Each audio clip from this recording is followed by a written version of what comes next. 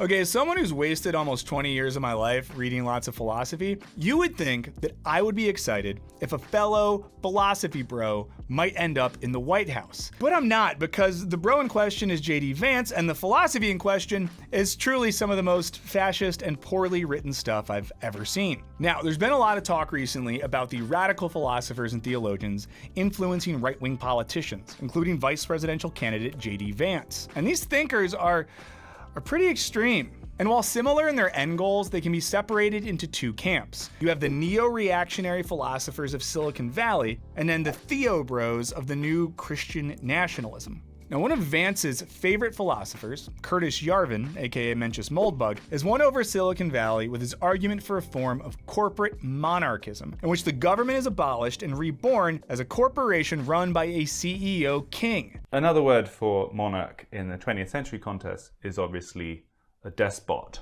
or a dictator. Or a CEO. And if you know one thing about this channel, it's that we love CEOs. If they're watching our videos, if they're not, we hate them. Yarvin also once wrote about using the poor for biofuel, which he said was a joke, but then went on to say that the poor should be hooked up to VR headsets where they just do a matrix so they don't bother us. And then he critiqued Norwegian far-right terrorist Anders Breivik's act of mass murder, not for the senseless violence, but because it wasn't an effective strategy for taking down Norway's communist government. Meanwhile, the right-wing theologians are arguing for a political future where the church subsumes the state, men get to vote on behalf of their wives, and heretics can be punished by death. Burn the heretic!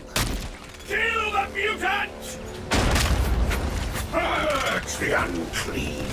It all sounds pretty nuts, but these are not fringe figures. Both schools of thought directly influence powerful business and political leaders in America, ranging from Vance to billionaire Peter Thiel. Meaning that come January 2025, a dude who believes this stuff could be one clogged artery away from becoming the most powerful person in the world. Oh boy. Now, because this prospect is so terrifying, I wanted to figure out what these people actually believe, and then given the opportunity, how they change our society. Friends and lovers, what I learned is not good. Okay guys, I'm gonna get back to it, but real quick, I wanted to tell you about our Patreon community. There's a link in the description down there. It's not only a great way to support our channel directly, it's also a way to get our videos early with no ads, and lots of extra audio and video content, including extra research stuff, a philosophy reading group, podcasts about movies, and access to our Discord servers. And if you just want to throw $1 in the tip jar, we do have a $1 level. If you just want to give us $1 every month to say thanks for the work we're doing. But now we're gonna get back to talking about some real smart guys. So let's start with the group that's been affectionately called the Theo Bros. One of the hottest trends amongst millennial white men is a form of Christian theology arguing that the church should have political power. I'm more into the type of millennial white men that I'm friends with who just all got really into the Grateful Dead in our 30s. Much more productive than getting really into Christian nationalism. Now, some of these Theo Bros promote a type of post-liberal Catholicism. I don't want to violently overthrow the government. I want something far more revolutionary than that.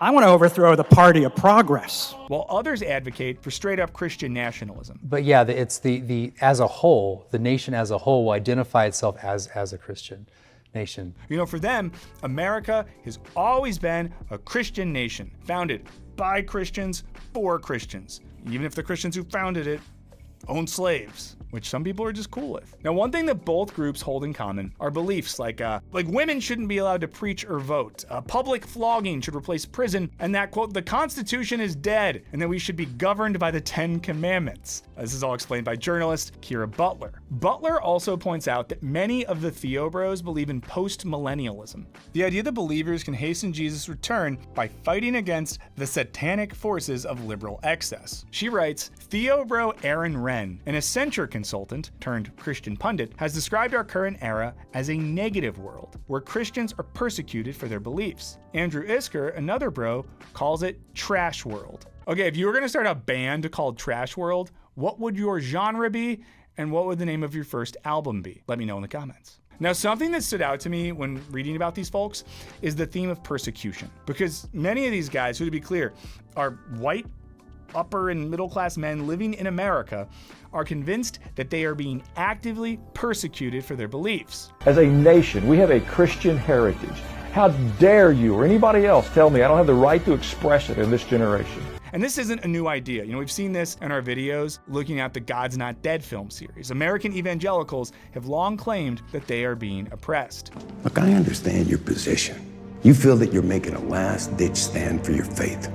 And you've chosen this as a hill that you're willing to die on. Our whole faith started because one man chose a hill he was willing to die on. Also, let me know if you want me to cover God's Not Dead 5. I'm gonna do it anyways, but let me know. Now, Butler quotes the movement's godfather, Pastor Doug Wilson, as saying that it used to be that the sexually troubled had to keep their kinks hidden away in the closet. Now, it is the conservative Christian who needs to keep his virtues hidden in the recesses of the closet. I mean, I'll just say this. In the Bible, some of the virtues are like helping the poor, caring for vulnerable people, turning the other cheek. I don't think you have to hide that stuff. Let those virtues out of the closet, big boy. Now, even though the Bible says that you should love your enemies and pray for those who persecute you, Wilson and his followers seem way more interested in defeating their persecutors and taking back cultural and political power. For Wilson, who is also a YouTuber, this means fighting against liberal culture and pushing others to say the quiet part out loud. Now, this is true. He's pointing in the right direction. He's stumbling in the right direction. He's going to say a bunch of true things here, but he doesn't have a foundation to put them on. Now, a way he does this is by celebrating No Quarter November, which is kind of like Movember, but instead of growing mustaches to raise money for charity, Wilson spends November saying whatever the he wants, offering no quarter to political correctness. In last year's video, along with promising to help you apocalypse-proof your family, Wilson goes outside with a blowtorch to burn down the logos for Instagram, Twitter, TikTok, Netflix, as well as Ariel from The Little Mermaid. Stick around. Time for pie. I was very confused what Ariel had to do with those tech companies. He also put out a documentary on raising future men, which includes the most upsetting parenting advice I've ever heard. If they are at the Parkland school and a shooter shows up, we want them running towards the sound of gunfire. Like, why? Are they supposed to have guns also? I guess they're just supposed to be heroes or something, I guess. But I don't think they have guns too. I don't even know. What are you gonna do against guns? I don't know! Sweetie, if I die in a freak accident and you're watching these videos to try to get to know me in the future, don't run towards that sound ever. Wilson's protege is a younger guy, also a YouTuber, named Joel Webbin. Guys. I found the mermaid thing. It's here on Webbin's YouTube page. So they think mermaids are real and that they're evil, which I learned in their video, The Biblical Case for the Existence of Mermaids. We need to go back to, if you're a mermaid, you're in hell. Webbin also has a video titled, It's Okay to Be White, which as you could guess is about being persecuted not only because you're Christian, but also because you're white. So, double persecution. But there is a hostility and a growing hostility on white people, white America, and the crux of the argument where people kind of find themselves on either side of the aisle disagreeing is this war on white people, for lack of a better phrase, is it synonymous with just a war on Christianity? It's also a white supremacist dog whistle, mainstream enough to have its own Wikipedia page, and something tells me he knows this. Somebody says Adolf Hitler was the last Christian prince. Yeah, right. I agree. You don't have to do that. Right. But the right, I feel like we shoot our own. Butler's piece notes that Webbin has recently complained about immigrants. No, it's like full straight up Hindu garb at our neighborhood swimming pool that my daughter is asking. I'm trying to explain.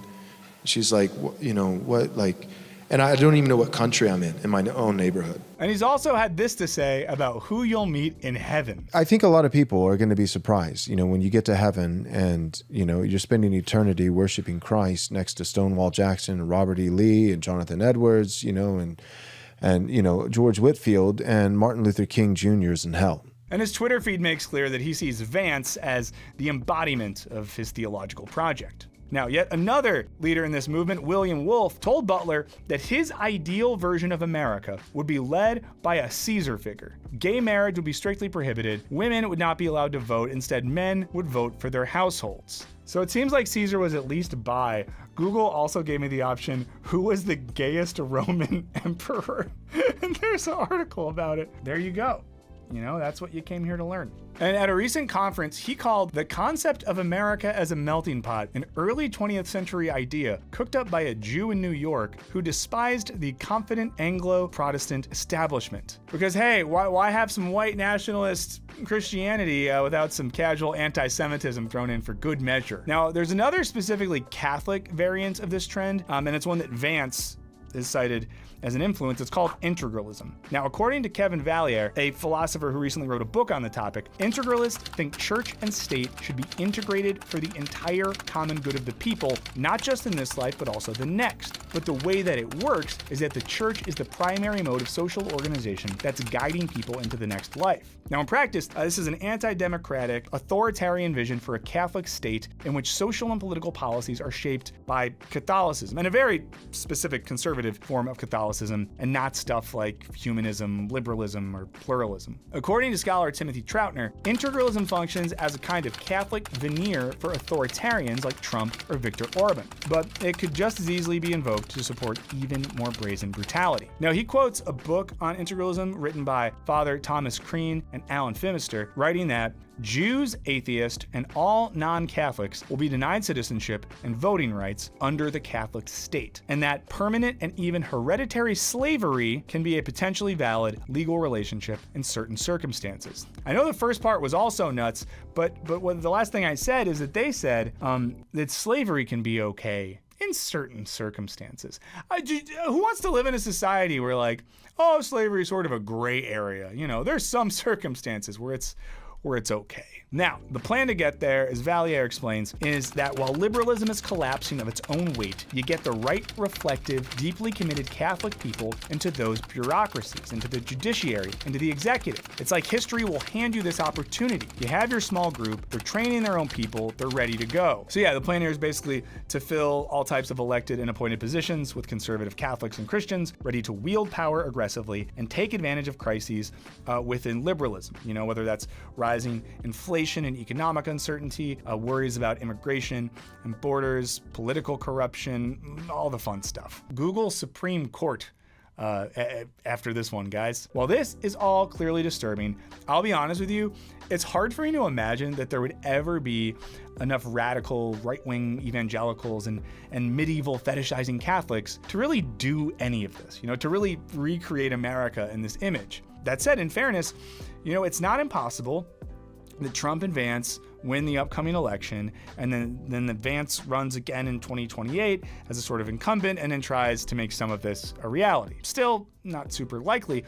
But then I got into the philosophy side of all this, and boy, oh boy, while at an intellectual level, it's truly some of the dumbest nonsense I've ever read, these ideas are already influencing people like Thiel and Vance, who publicly support them. And because you don't need to be a mermaid burner to join in, they have a potentially much wider appeal. Okay, guys, I'm gonna say this right off the rip. The most influential philosopher of the Silicon Valley, new right wing, used to go by the name Mencius Moldbug. Lots of people took the writings of an anonymous blogger named Moldbug very seriously, including leaders in Silicon Valley and Washington. Now, the man behind the mold is the aforementioned Curtis Yarvin, a software engineer turned self-styled dark intellectual figure. If you want a full biography of this guy, you can check out the Behind the Bastards recent 2-part series on it, which was a fun and terrifying listen. And Ed Helms was on it. So if you've ever thought, hey, I want to hear Andy from The Office learn about a fascist philosopher from Silicon Valley, this is your chance. Dwight's grandfather was a member of the Bund, which is not technically the same thing as the Nazi Party.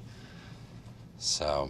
I was going to say it was a tax evader. Now, Yarvin has been called the house philosopher for billionaire Silicon Valley guy Peter Thiel and his extended Thielverse, which includes Vance, among others. He's argued that one of the problems with democracy, which he hates, is that the masses suck. It's like a Limp Bizkit lyric. He thinks government should be turned into smaller entities controlled with absolute rule by tech corporations and their CEOs who act as dictators, ruling over these new despotisms, monarchies, and feudalisms. Now, there won't be any voting or democratic processes here, though the dictator CEOs might be appointed by property-owning shareholders. We got into this sort of thing in our recent video about weird billionaire Bitcoin guys building countries. Now, in case this doesn't have you ready to turn in your democracy card and move into one of Yarvin's imagined patchwork cities, he also espouses proposes pseudoscientific racism, in which, quote, white people are congenitally smarter than black and brown people, and that Chinese people may be the smartest of all. Sounds cool, right? Now, trying to summarize the core of his project is difficult, as it's scattered over a series of disjointed, even incoherent blog posts and interviews. And I will say, as someone who's read and graded like thousands of philosophy essays in my day, it's bad writing. It's writing that wouldn't even, cut the mustard in an undergraduate course. It's not mysterious. It's not, you gotta really figure out what he means. It's just poorly written. But the overall gist here seems to be that Yarvin rejects the foundational premises of the Enlightenment. Among other things, that's like a humanist ethic, the universality of reason, democracy as a political project, the aim of a egalitarian society. He also disdains modern systems that he believes perpetuate these ideals. Now, for him, this is journalism plus academia, which he calls the cathedral. And he thinks these are the intellectual institutions at the center of modern society. Now, this worldview is informed by 19th century Scottish writer Thomas Carlyle, a reactionary who hated the democratic masses and wrote that man, little as he may suppose it, is necessitated to obey a superior. Whereas other philosophers of Carlyle's era called for humans to be free from monarchy and oppression, Carlyle thought folks needed to just suck it up and accept their subordination. And Yarvin has said, "I will always be a Carlylean." These ideas congeal into neo-reactionary thought, which combines anti-Enlightenment preferences for monarchy over democracy. To answer your question very directly, I'm a monarchist. With what Jacob Siegel calls a post-libertarian ethos that embraced technological capitalism as the proper means of administering society. Now, in this school of thought, we don't have some grand arc of history that's progressing towards justice. And pursuing liberty and equality as political goals is just a sign that you're stupid. If we let elected politicians run the state, we get demagoguery, we get Hitler. It's all true. That's what happened. That's what we got. Now, according to Yu Kui, for the neo-reactionaries, the equality, democracy, and liberty proposed by the Enlightenment and their universalization led to an unproductive politics characterized by political correctness. One, therefore, needs to take the red pill to renounce these causes. And once you do, you'll be ready to seek out alternatives. By starting to think this way, I felt myself, sort of, as one might say, exiting the matrix. This obsession with the idea that political correctness is an oppressive outcome of Enlightenment thought is all over Yarvin's work. Democracy is basically considered one of the worst forms of government until the 18th century. It's a sort of becomes the reverse of a slur in America around that time. But it had traditionally been like, oh, this was tried and it doesn't work. At times, it honestly seems like he's constructing a whole philosophy that just justifies the belief that white people are smarter and that the smartness makes them superior to others and that these others should have to listen to them. In this way, the underlying psychology of this is analogous to the Theo Bros and integralists, who think that women and non-Christians need to get in line and follow their lead. And like those theologians, Yarvin's work is grounded in an anxiety about the decline of the white West, marked by the rise of globalization, which has chipped away at its economic and cultural dominance. One of the things that's really surprising and unpleasant about kind of China beating the West at its own game in sort of so many ways is the number of ways in which things in China just obviously work extremely badly. And so, the place is still kind of a third world country in a way. To me, this all has the vibes of an aging high school quarterback. He's now sitting at the local bar, 4 beers in, talking about how he could easily get back in shape, throw the game-winning touchdown, and take Kelly McDonald to prom. How much you want to make a bet I can throw a football over the mountains? Kelly McDonald's been married to a computer programmer named Chip for 10 years now. They have a vacation home in Bermuda. She doesn't even remember your name. But this sort of anxiety, especially in as much as it's hostile to the Enlightenment Project, doesn't really make sense. Because the Enlightenment Project itself, with its champion of equality and the embrace of reason, was never really completed. Instead, it was derailed by the rise of industrial capitalism and then pushed off a cliff by modern neoliberal economics. As Hui writes, the neo-reactionary critique exposes the limit of the Enlightenment and its project. But surprisingly, it may only show that the Enlightenment has never really been implemented. So in other words, like, they think they're ruthlessly critiquing the political philosophy of the Enlightenment, when in fact those values aren't the thing that's shaping modern culture in the first place. Okay, let's delve into headier territory here and follow Hui's argument, in which it's tempting to argue that Yarvin and the neo-reactionaries are stuck in what philosopher George Wilhelm Friedrich Hegel called the unhappy consciousness. And this describes the moment that one looks back on history and sees a contradiction where they previously saw a straightforward and unified whole. I saw this in friends like myself who grew up religious or like flirted with evangelicalism, who then went to college and started reading a lot,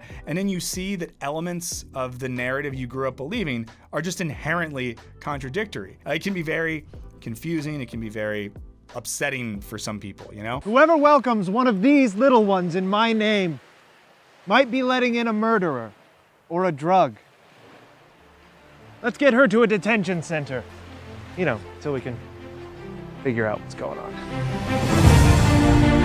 Now, initially, this moment is tragic because the unhappy consciousness can't make sense of this contradiction. They can't see how what they thought was whole and complete is actually fractured and unfinished. Faced with this intellectual inconvenience, one can either get stuck in the feeling of unhappiness and realizing that these narratives are unfinished and contradictory, or they can move forward understanding that these contradictions are just a part of the development of consciousness and history. We actually got into some of these contradictions in our video on political speech from a few weeks back, where we talked about this language in which, you know, we want to do what's best for workers and bosses, but of course when we look into that, what's best for workers isn't what's best for bosses, and vice versa. You know, stuff like that. And I'll tell you a story about my two best friends. I won't say their names. You know, we all at different points were religious in different ways. And like one of these guys has more of a vibe of, okay, so there was problems with the stuff I believed then. I now see that. But moving forward, I also see how those things I learned then are a part of a larger narrative about the way I relate to myself in the world. And another one of those guys is like, no, that stuff was all bad, and if I wasn't so religious, I would have had more sex in my early 20s. So those are like two ways people deal with the unhappy consciousness. If those friends ever watch this, I love you both.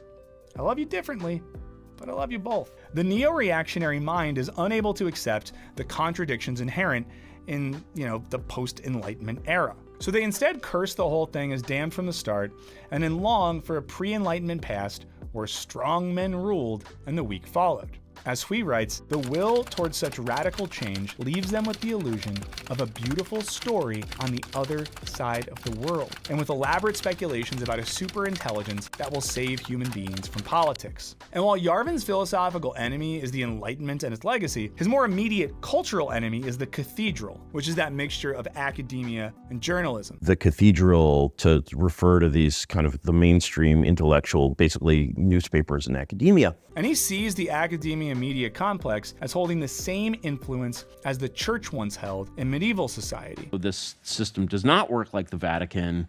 It basically works as if it had a pope.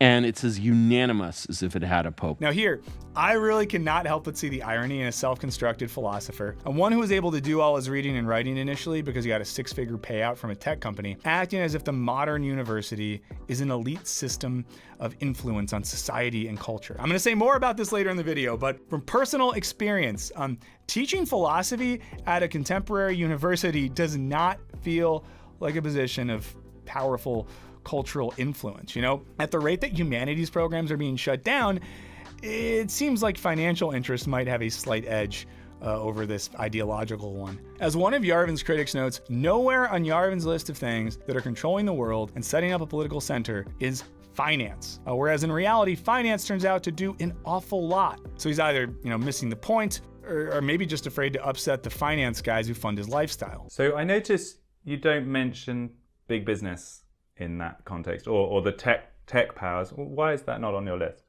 Because the influence of those over the world outside them is much smaller than the influence of the world outside them over them. Now, just like the Theo Bros, there's a sort of self-invented persecution complex here, with the well-educated, upper-class white guy claiming oppression because the rest of the world doesn't see how smart and special he is. It's like an unfunny version of Dwight Schrute, believing that if he were in charge, everything would be better. Unfortunately for us, this version of Dwight Schrute has the ear of some very powerful people, including Vance, Thiel, and the folks that run some of the wealthiest tech companies and investment funds on the planet. And it makes sense why these folks, most of whom are also well-educated, white, and incredibly rich, will be attracted to Yarvin's thought, as it justifies why no one cool in the culture wants to hang out with them. There was so much energy in this room, I felt maybe I was in Madison Square Garden getting ready to win another world title. And it suggests how they can manipulate culture so they are in charge of things. And, just to make sure that we're not drawing false connections here, Vance has spoken openly about his admiration for Yarvin. In one piece, when talking about him, saying, so one option is to basically accept that this entire thing is going to fall in on itself. So the task of conservatives right now is to preserve as much as can be preserved, waiting for the inevitable collapse of the current order. Because when the current order falls, Yarvin's acolytes want to be ready to fill the empty space. While Yarvin is motivated by the cold rationality of a world without God, and the Theobros think that God exists and that he hates mermaids and gay cartoons, they share a similar political project supported by a similar group of tech billionaires and vice presidential candidates. But what really fuels both groups is a sort of cultural resentment, grounded in the fact that we no longer live in a world where rich and well-educated white guys are considered more important or intelligent or attractive simply on the basis of being rich and well-educated white guys. Of course, whiteness is still privileged in everything from beauty standards to hiring practices. It's just not as cool as it once was. To put it in simpler terms, these guys are mad that they're not cool and that no one wants to them. Yarvin in particular talks repeatedly about how the cool kids are the enemy. There's two kinds of good parties. One is the kind of party where there are hot girls, and the other is the kind of party where there are no hot girls, but there should be. As political scientist Matt McManus writes, what has made him appealing to so many on the right isn't the quality of his reasoning, but his undeniable ability to express reactionary resentment in a 21st century techno-hipster vocabulary. There's a reason that the alienated young men devouring his early blogs found him so compelling. He offered a provocative and philosophical account of why their lives sucked and everything felt so bad. He helped them feel like they weren't only victims, but that their anger was righteous. Now, Vance is like a sort of synthesis between Yarvin and the Theobros. He argues that the regime has sold a story to these young people that social media and consumer technology is making our lives better, even as wages stagnate and technology feeds an epidemic of depression. And of course, in a very real sense, much of this is true.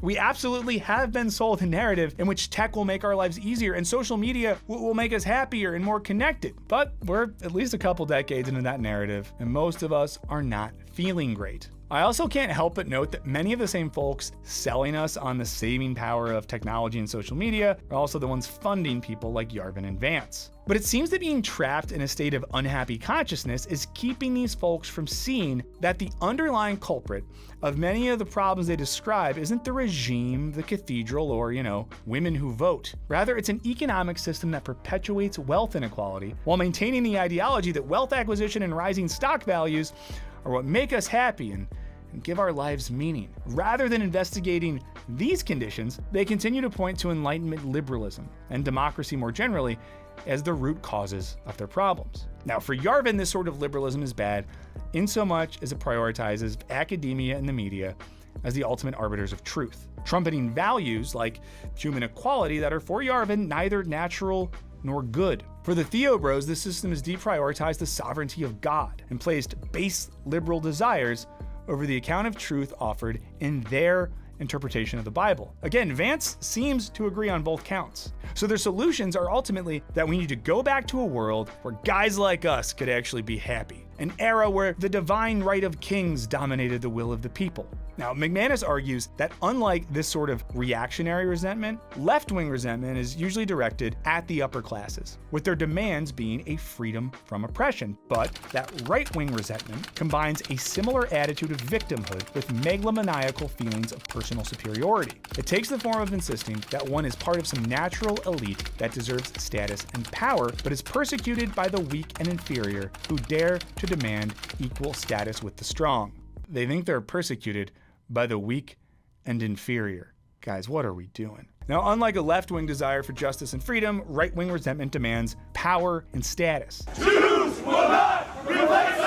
This fantasy promises a select group of people a world where they'll finally reclaim the power and respect they deserve, in which their superior intelligence will be recognized, and in which women will desire and serve them. As McManus writes, for a certain kind of alienated young person, this may be a satisfying fantasy. It is not a serious politics. And it's worth noting that this fantasy has moved beyond traditionally right-wing spaces, with formerly left-wing podcast Red Scare talking about the ideas of Yarvin and the Integralist with an earnest enthusiasm. And he's literally just like a nerdy and nice and horny Gen X guy. With a gorgeous bob. You know, to Yarvin's delight, it seems like maybe some of the cool kids are actually going to invite him to their lunch table. Is that useful to pass on, or? We can find them. They're on Twitter. Yeah, they're all on Twitter. Yeah. But thank you. No worries. Here to help. But as I hinted at before, it seems these critiques are lacking because they ignore significant aspects of the political and intellectual development of the West that don't jive with their POV. Their position is justified more by rhetoric than it is historical analysis. You know, put differently, these philosophical and theological projects are haunted by the specter of capital, as neither school of thought really engages with capitalism or dominant critiques of capitalism, you know, like Marxism, which would seem to be an easy target for both positions. Now, to be clear, this isn't me saying, if only these guys did some Marxism, they'd see how wrong they truly are. On the contrary, I think if they did engage with a critique of capitalism, Marx-inspired or otherwise, they'd be able to better articulate their grievances. Take Yarvin's critique that the cathedral perpetuates the political and cultural problems of the West. You know, he acts as if the corporate media and investment-funded universities exist in some vacuum, disconnected from a larger economic and social system. In doing so, he misses that the media isn't ultimately concerned with an ideological project, rather, they're concerned with making money via advertising and views.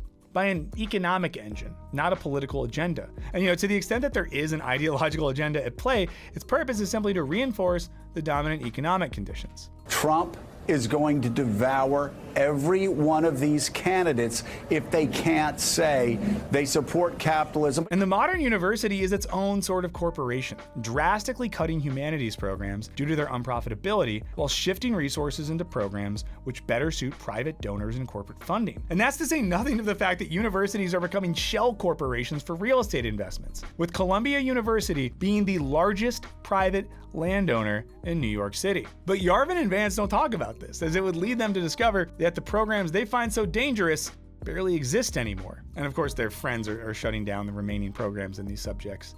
Thanks, guys. By only analyzing cultural effects and not underlying economic causes, they miss out on offering a more rigorous analysis of why their followers might feel so aggrieved in the first place. The Theo-Bros and Integralists are guilty of the same thing, as their critiques of culture and politics assume that power structures are primarily undergirded by moral principles. This is a fantasy that fades as soon as we look a little deeper. Take, for example, someone like Joe Manchin, forcing the Democratic Party to offer concessions to the oil and gas industries in their climate bill. It's not hard to make the connection between these policies and the fact that he's the top recipient of donations from those industries. Similarly, the rising influence of evangelicalism in electoral politics seems to have more to do with appeasing donors and appealing to voters than it does with any moral conviction.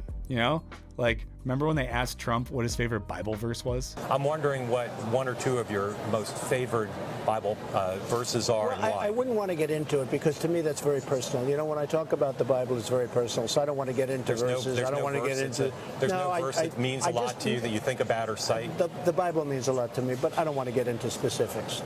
Even to cite a verse that you like? No, I don't want to do that. You're an Old Testament guy or a New Testament guy? Probably equal. Or consider Vance's commitment to a deeply conservative form of Catholicism. Because underneath that spiritual veneer is a guy whose path to power took him from Ivy League academia to the offices of Silicon Valley, to the depraved world of Hollywood, all the way to starting his own investment fund. As far as I know, legendary Catholic social rights activist Dorothy Day didn't put on a pantsuit and head to her Wall Street job after a morning of protesting. Even the cultural products that these folks use to prove their point, like commercials with gay couples or cartoons that deal with racism, aren't really that motivated by commitments to queer rights or racial equality, but honestly, normally just because they're trying to increase profits. And while both groups rail against the supposedly radical agenda at the heart of mainstream politics and media, they're kind of missing the plot.